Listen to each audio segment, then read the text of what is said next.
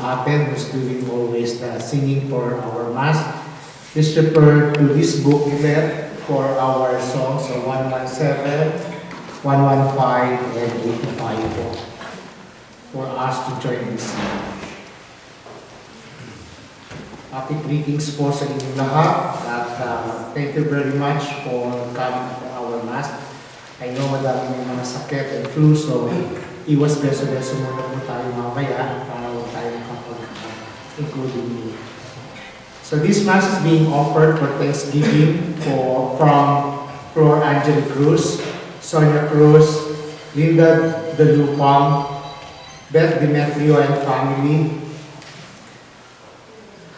Pugal family, Dumo family, healing offering for Kati Dumo, Mass offering for the soul of Lydia Laksamana, Thanksgiving from baby Romy for baby Logan, from June and Tess Ramos, from Rita and Mon Magdita, Nick and Beth Kodanik, Michael Sebastian, Beth Demetrio, Maren Ano, for the eternal repose of our beloved departed ones, and for Ramon Alvarez, Alexander Bertuccio, Coco Tolentino, Renato Sebastian, Bertolo Lopez, Mario Zambrano, Federico Alvarez, Florante Bellarmino, Venancio Alfonso Sperina, Nudiva, Gardina, and Good, for healing also of Steve Goodman, Matt, Babby, and Anu Lopez, healing for Jeff Bellarmino, Sharon Lorga, April, and Amelia O'Brien,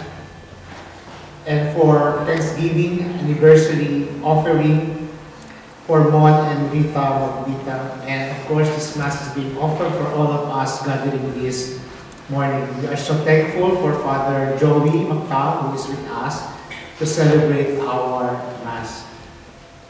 Our reader for today is Chantal Daniel. The videographer is Delia and Manny Biscus. Our choir is Hinit Mga Awit. And again, we are encouraging everybody to cooperate or to participate in our Mass and please actively involved in our services.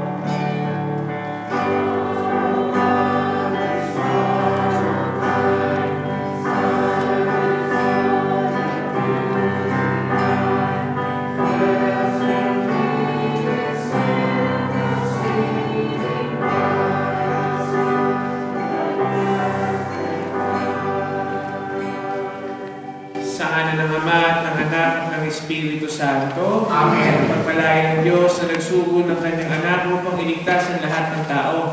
Ang kanyang biyaya at kapayapaan ay sumainyong lahat. At sumainyo. Natitipon bilang mag-anak ng Diyos ngayong kapistahan ng pagpapakita ng Panginoon. Tayo ay buong tiwalang humiling sa Panginoon ng kanyang pagpapatawad sa ating mga kasalanan upang masamba natin siya ng malinis ang ating kaloob. Mula sa aklat ng Propeta Isaías. Bumangon ka, Jerusalem, at magliwanag na tulad ng araw. Nililiwanagan ka ng pamimilan ng mga bansa. Mababalot ng dilim ang ibang mga bansa, ngunit ikaw ay liliwanagan ng Panginoon sa pamamagitan ng kanyang pamimilan. Sa ningning ng iyong taglay na liwanag, yawang mga bansa, 10 ng mga hari lalapit na siya. Tumingin ka sa paligid at tingnan mo ang nagaganap.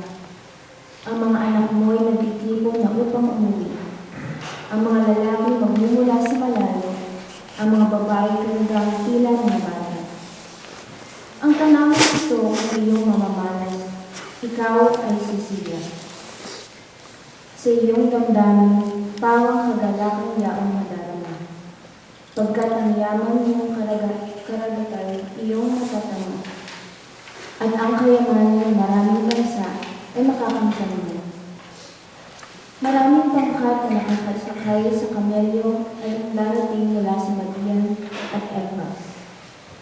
At sa Seba naman, darating silang may taglay ng mga luto at kanina. Ihahayag ng mga tao ang magandang balita tungkol sa ginawa ng Diyos. Ito ang salita ng Diyos. Salamat sa Diyos.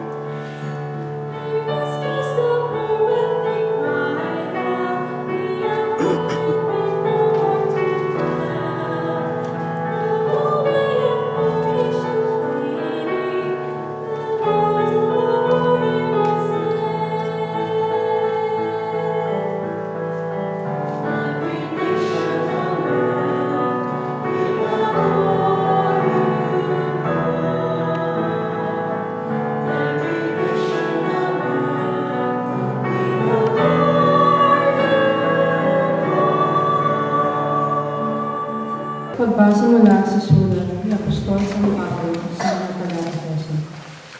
Mga kapatid, marahil naman nabalitaan ninyo dahil sa kanandahang loob ng Diyos ay pinagkatiwala niya sa akin ang tungkulin ito para sa inyong kapakanan. Ipinahayag sa akin ng Diyos ang kanyang lihim ng panukala. Ang hiwagang ito ay hindi ipinalam sa mga tao noong mga nakaraang panahon, ngunit inihayag na ng Diyos sa pamamagitan ng Espiritu, sa kanyang mga banal na apostol at mga propeta. At ito ang nini, sa pamamagitan ng mabuting balita ang mga hindi, tulad din ng mga Hudyo, ay may bahagi sa mga pagpapalang mula sa Diyos. Mga bahagi rin sila ng iisang katawan at kahati sa pangako ng Diyos dahil kay Kristo Jesus. Ito ang salita ng Diyos. Inyo ang Panginoon. Mabuting balita ng Panginoon ayon kay San Mateo. Si Jesus ay ipinanganak sa Bethlehem ng Judea noong kapanahon ni Haring Herodes. Dumating naman sa Jerusalem ang ilang pantas mula sa silangan at nagtanong-tanong doon, nasaan ang pinanganak na hari ng mga Hudyo? Nakita namin sa silangan ng kanyang tala at naparito kami upang sambahin siya. Nang mabalitaan ito ni Haring Herodes, siya ay naligalig. Gayon din ang buong Jerusalem. Kaya tinipon niya ang lahat ng punong saserdote at mga eskriba sa Israel at itinanong sa kanila kung saan ipinanganak ang Mesiyas. Sa Bethlehem po ng Judea, tugon nila. Ganito ang sinulat ng propeta. At ikaw, Bethlehem, sa lupain ng Juda, ay hindi nga huli sa mga pangunahing bayan ng Juda. Sapagkat sa iyo lilitaw ang isang pinuno na mamamahala sa aking bayang Israel. Nang mabatid ito, lihim na ipinatawag ni Herodes ang mga pantas at itinanong kung kailan lumitaw ang tala. At pinalakad niya sila patungong Bethlehem matapos pagbilinan ng ganito. Umayo kayo at inyong hanaping mabuti ang sanggol. Kapag inyong natagpuan, ibalita agad ninyo sa akin upang ako may makasamba sa kanya. At lumakad na nga ang mga pantas. Muli silang pinangunahan ng talang nakita nila sa silangan hanggang sa sumapit ito sa tapat ng kinaroroonan ng bata. Gayon na lamang ang galak ng mga pantas na makita ang tala.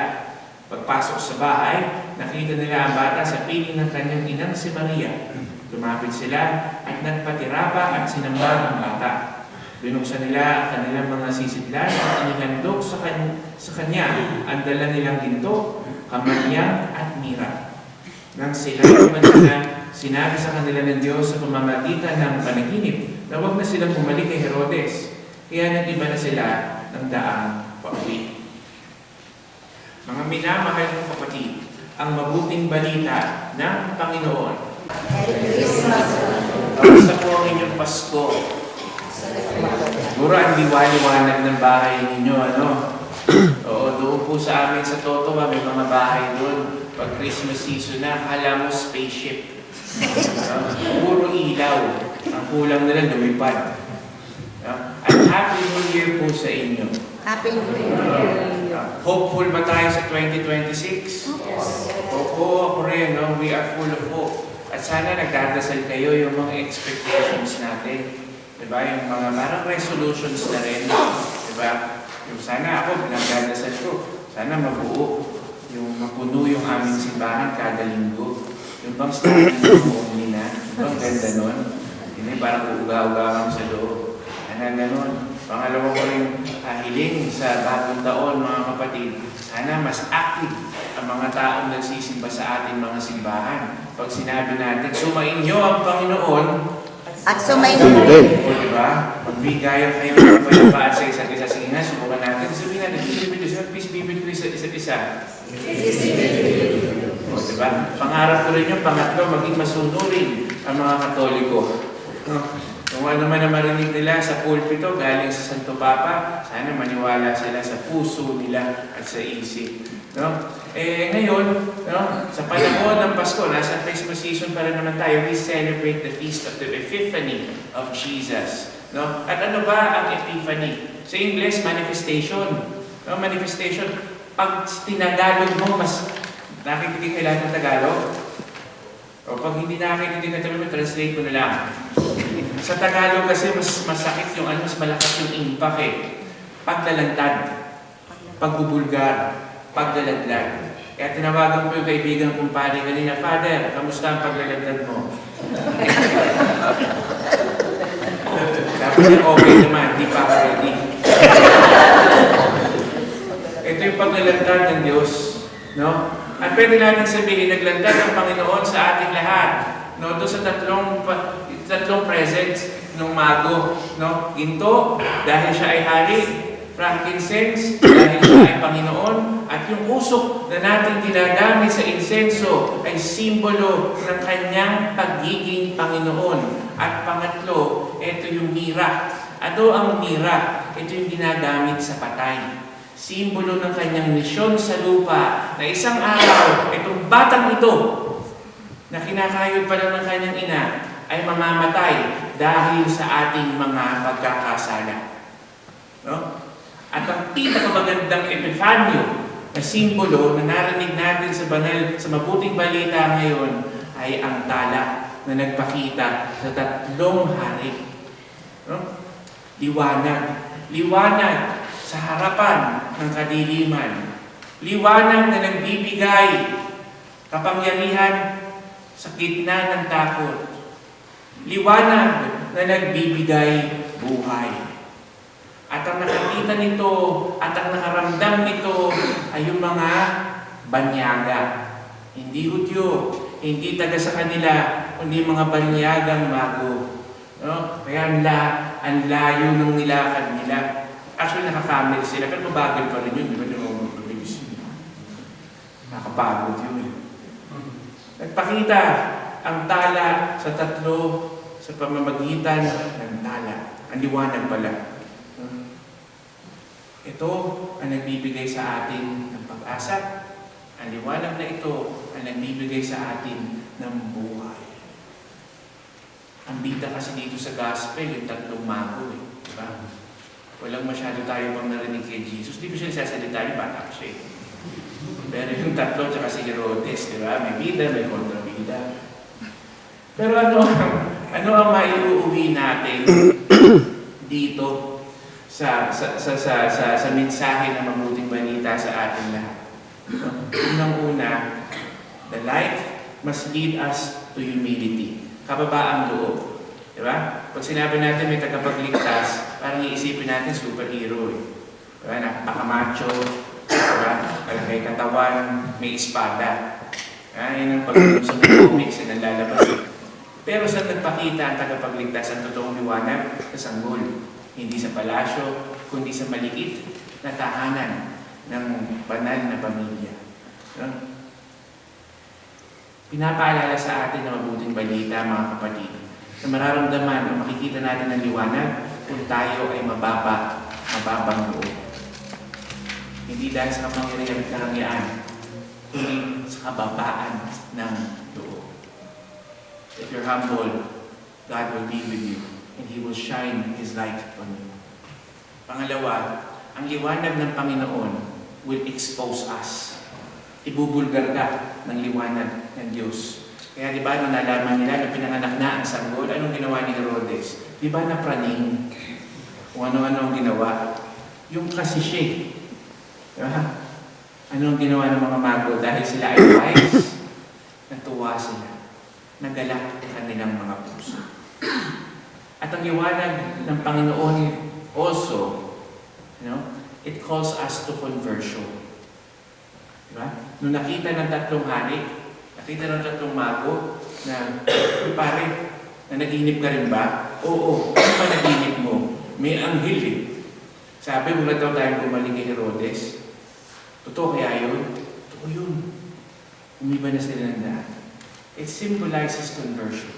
If we have experienced God in our life, the call is to change our ways, to change for the better, like the three wise men.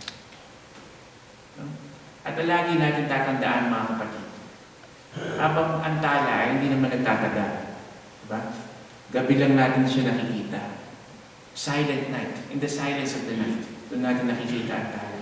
Pag umaga, wala na siya, hindi mahirap na siyang mainan, maaninan. Pero, yung liwanag, it remains. To whom? To Jesus. So, pinapakita rin ito na yung liwanag ni Jesus will overcome any darkness in our lives. Lagi natin sinasabi pag ako'y nasa confessional box. Minsan kasi pag may nangungumpisa sa akin, mga kapatid, Lagi nila sinasabi, Father, paulit-ulit na lang ako nandito, halos every week, every Saturday, nakaluhod ako, at pare-pareho lang ang aking kinukumpisan.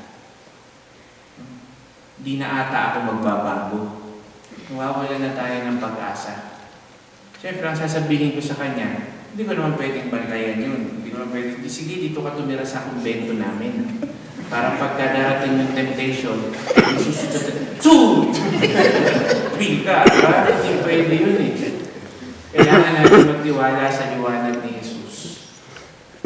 And even in our darkest moment, know that God has the light to shine on you. Maniwala ka lang, ilagay mo sa iyong puso at isipan na may liwanag na inaalay ng ating Panginoon. At pang-apat, dahil nga New Year ngayon, no, maganda rin na alalahanin natin ang ating misyon sa mundo. Kasi paglabas natin dito, di ba, it's the real world eh. Hindi ako pwede magsalita dito sa gas station ng ganito dahil most of the time, hindi naman mga Katoliko yun nandun. Di ba? But, despite the world's challenges, di ba, may mga impending wars tayo, kakasimula pa lang ng taon. Meron na naman dumaan na flu season na ibang klase daw ngayon. Diba? We must reflect the light of God in the face of the darkness that the world offers.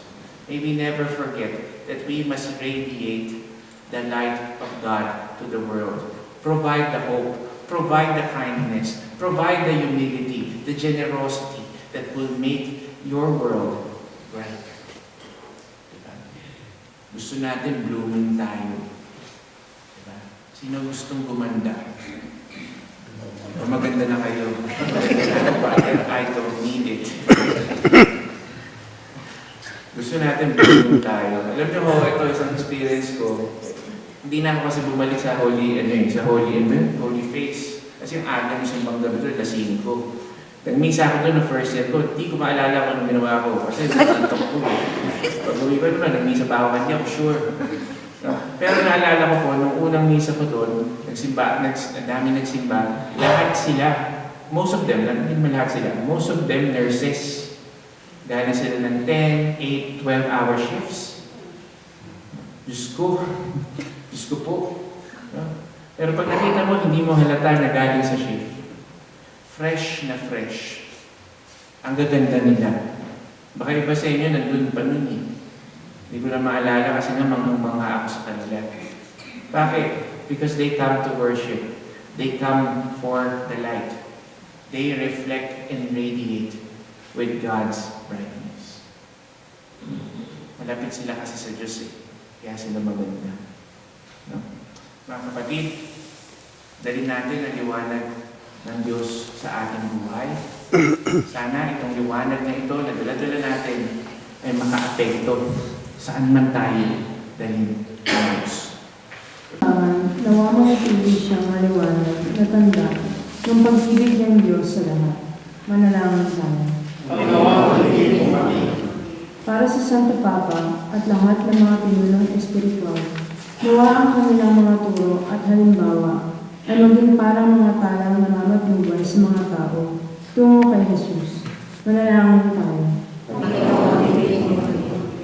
Para sa ating mga misyonerong nagsisikap na maghatid ng liwanag ng Kristiyanong pananampalataya sa mga di nakakakilala rito, magtagumpay nawa sila sa paglalangkap ng mga pagpapahalaga ng mabuting balita sa kanilang kultura.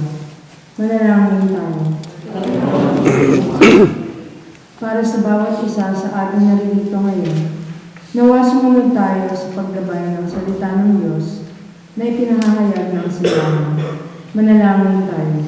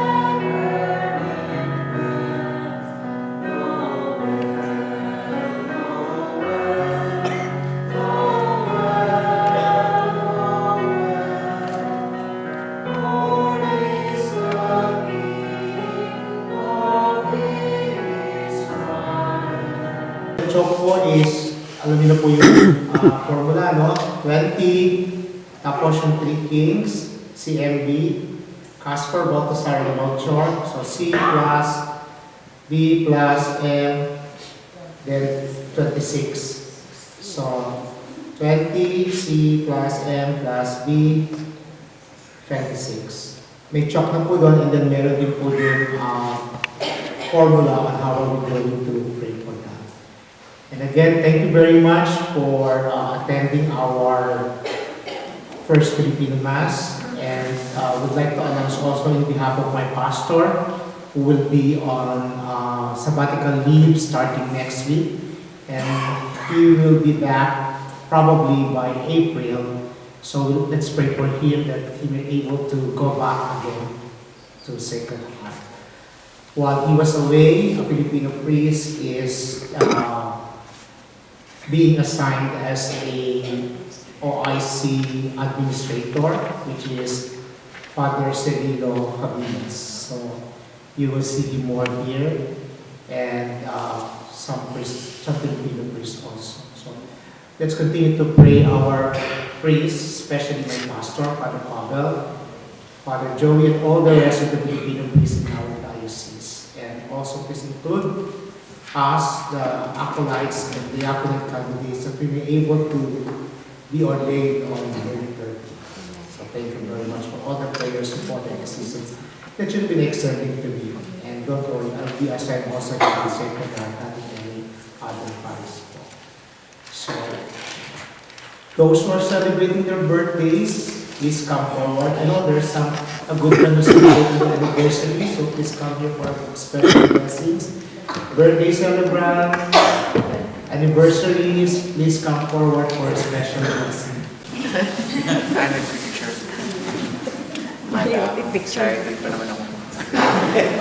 Heavenly Father, we ask you to bless our birthday celebrants, those who are celebrating their anniversaries. Please give them the joy in opening this new year. And also please be with them, your wisdom, your presence throughout their families, throughout their workplaces, and everywhere they go. In answer to Christ our Lord. Amen. Spirit. Kami ito na lang yung gamitin ng last.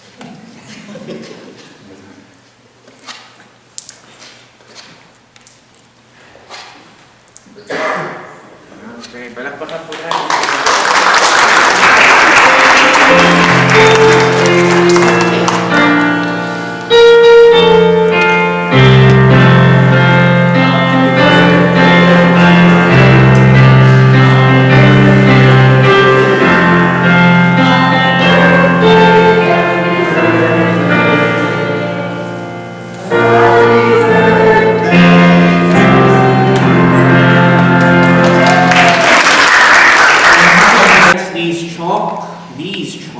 Which you have created, that it may be helpful to your people, and grant that through the invocation of your most holy name, all who use it in faith to write upon the doors of their homes the names of your saints, Caspar, Melchior, and Balthazar, may receive health of body and protection of soul for all who dwell in or visit their home, through Jesus Christ, our Lord. Amen. Amen.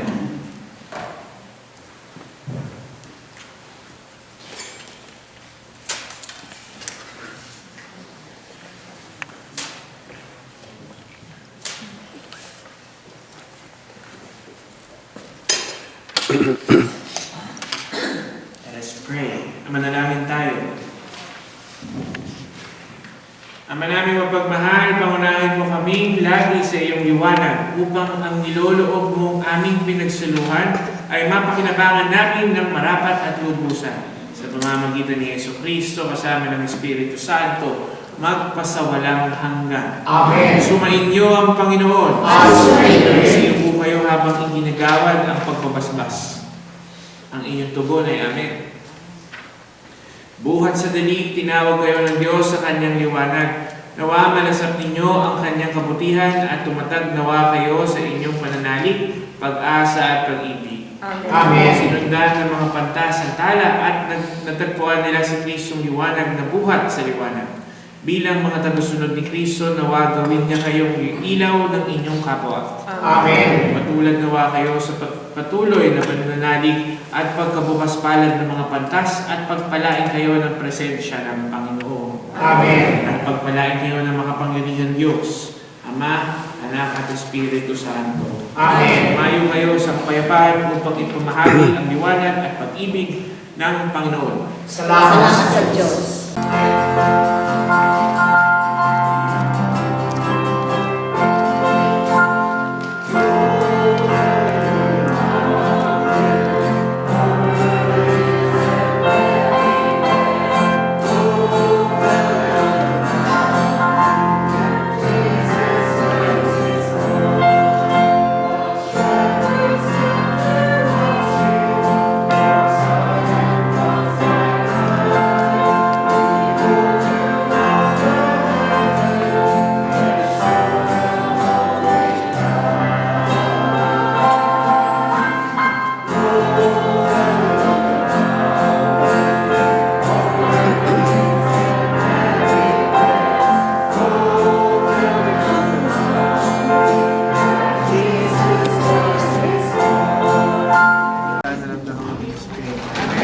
Heavenly Father, first we thank you for all of these wonderful food, the ones who prepared them, of course, for the gift of community. As we begin the new year, we ask this through Christ our Lord. Amen. Amen. Holy Spirit.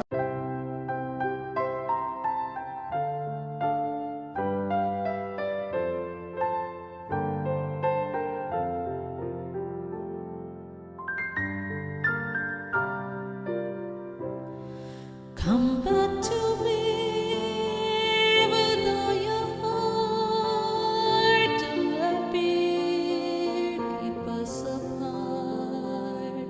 Trace the man who's straight and tall, so must we to others call.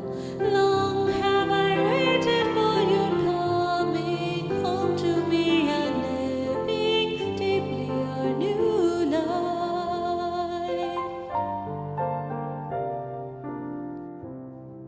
The wilderness will lead you to your heart, where I will speak integrity and justice with tenderness. You shall know.